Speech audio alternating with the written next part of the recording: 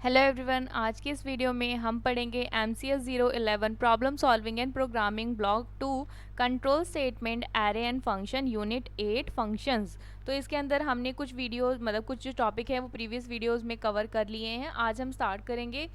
जैसे ये चीज़ें जो हैं, जैसे डेफिनेशन ऑफ अ फंक्शन, ये हम प्रीवियस वीडियो में देख चुके हैं। डिक्लेरेशन ऑफ फंक्शन ये भी देख चुके हैं। फंक्शन प्रोटोटाइप ये भी देख चुके हैं। आज हम पढ़ेंगे रिटर्न स्टेटमेंट। रिटर्न स्टेटमेंट जब हमने फंक्शन बनाया था तो उसमें कई कई जगह पे यूज़ किया था, तो आज हम उसको एक्सप्लेन करेंगे कि रिटर्न स्टेटमेंट हम क्यों यूज़ करते हैं। तो स्टार्ट करते हैं। सबसे पहले हमारे पास है, if a function has to return a value, अगर किसी फंक्शन को कोई वैल्यू को रिटर्न करना है टू द कॉलिंग फंक्शन, किसी कॉलिंग फंक्शन में, it is done through the return statement. तो वो किसके थ्रू होता है? रिटर्न स्टेटमेंट के थ्रू होता है। जब हम स्क्वायर वाला, अभी मैं एक बार आपको एग्जांपल भी दिखाऊंगी, ठीक है। It may be possible that a function does not return any value, ठीक है। हो सकता है it may be possible that a function does not return any value, हो सकता है कि फंक्शन कोई वैल्यू रिटर्न ही ना कर रहा हो। Only the control is transfer, सिर्फ हम उसमें क्या कर रहे हैं? कंट्रोल को ट्रांसफर कर रहे हैं to the calling function, calling function में।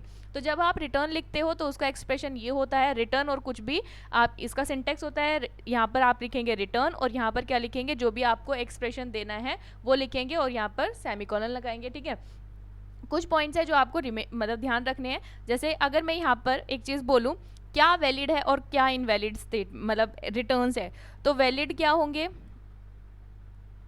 और इनवैलिड क्या है, ठीक है। अगर हम इस तरह से लिख रहे हैं रिटर्न ए, ये क्या है? वैलिड है। लेकिन अगर मैं ऐसे लिख रही हूं रिटर्न एक्स वाई, तो ये क्या है? इनवैलिड। जहां पर ये कोमा आ जाता है ना, तो वहां पर क्या हो जाता है? वो इनवैलिड रिटर्न हो जाता है, ठीक है। या फिर आप इसके अंदर कोई भी एक्सप्रेशन दे सकते हैं, रिटर्न 2 × 2, इस तरह से भी आप इसके अंदर लिख सकते हैं, ठीक है।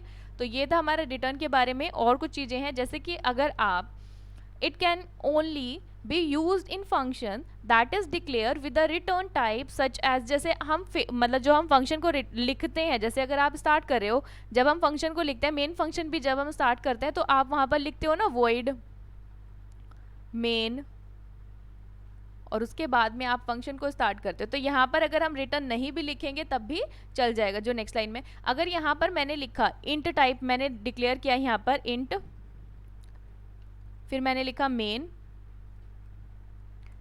और मैंने इस फंक्शन के अंदर कुछ लिखा है, ठीक है, तो मुझे यहाँ पर ना रिटर्न कराना पड़ेगा, रिटर्न इस तरह से रिटर्न कराना पड़ेगा। अदरवाइज क्या है? मुझे वार्निंग मिलेगी, ठीक है। प्रोग्राम तो रन होगा लेकिन वार्निंग आएगी, ठीक है। तो ये इस तरह से हमें, जब भी यहाँ पर इंट होगा, फ्लोट होगा या डबल होगा, तो उस तरह के फंक्शन को, अगर आपने डेटा टाइप डिक्लेयर किया है, डेटा टाइप जो मेन आपके फंक्शन का है वो आपने डिक्लेयर किया है, इंट है, फ्लोट है या डबल है, तो आपको वहाँ पर कुछ ना कुछ रिटर्न कराना पड़ेगा, अदरवाइज आपको वार्निंग मिलेगी।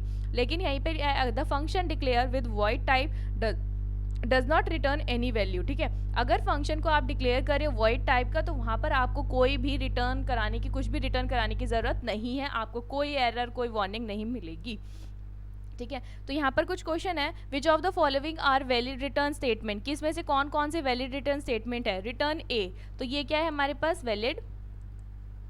रिटर्न z और यहाँ पर कोमा लगाया 13, तो ये क्या है? इनवैलिड है। अभी मैंने बताया था आपको कि रिटर्न को हम लिखते हैं तो बीच में कोमा यूज नहीं करते।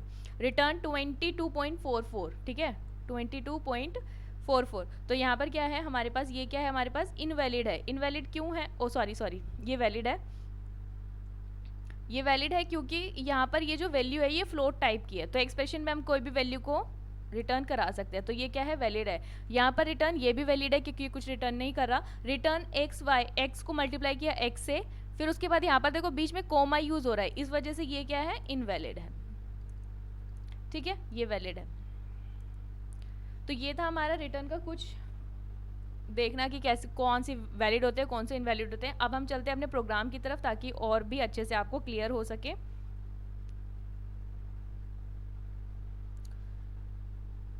यहाँ देखो मैंने एक प्रोग्राम लिखा है, यहाँ पर मैंने कुछ भी रिटर्न नहीं किया, मैंने बताया नहीं इसको कि वॉइड है, इंट है, कुछ भी रिटर्न नहीं किया, तो ये अपने आप ही बाय डिफॉल्ट इंट लेगा, ठीक है। तो हैश इंक्लूड stdi और dot H main printf this is return प्रीति, ठीक है। अब इसको आप ना हम रन करा कर देखते हैं।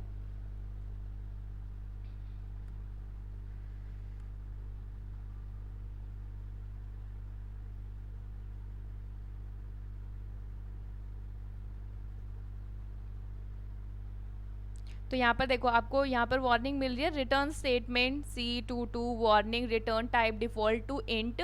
ठीक है, टाइप जो हमारा रिटर्न टाइप है वो क्या दे दिया हमने, इंट दे दिया। ठीक है, उसके बाद में यहाँ पर मेन फंक्शन जो है वो क्या है, इंट टाइप, मतलब रिटर्न टाइप उसको इंट कर दिया है। तो यहाँ पर क्या है, आपको वार्निंग मिल रही है। लेकिन अगर आप यहाँ पर वॉइड लिख दोगे या फिर आप इधर नीचे ऐसे लिख दो, रिटर्न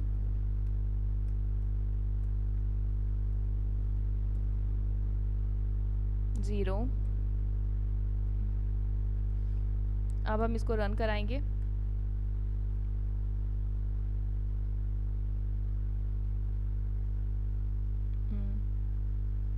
ओके, मैंने ये लिखा नहीं, सॉरी, इंट नहीं दिया यहाँ पर, इंट मेन। अब इसको रन कराएंगे।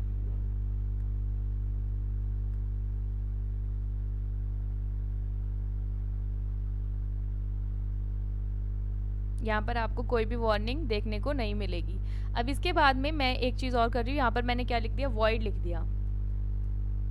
ठीक है, और वॉइड में हमें ये देने की कोई ज़रूरत है नहीं, रिटर्न तो मैंने हटा दिया। अब ये देखो ठीक तरीके से रन करेगा, कोई भी आपको वार्निंग यहाँ पर देखने को नहीं मिलेगी। दिस इज प्रीति। ठीक है, तो ये था रिटर्न स्टेटमेंट के बारे में। नेक्स्ट वीडियो में हम इसके आगे के टॉपिक्स को कवर करेंगे। तब तक के लिए थैंक यू फॉर वॉचिंग।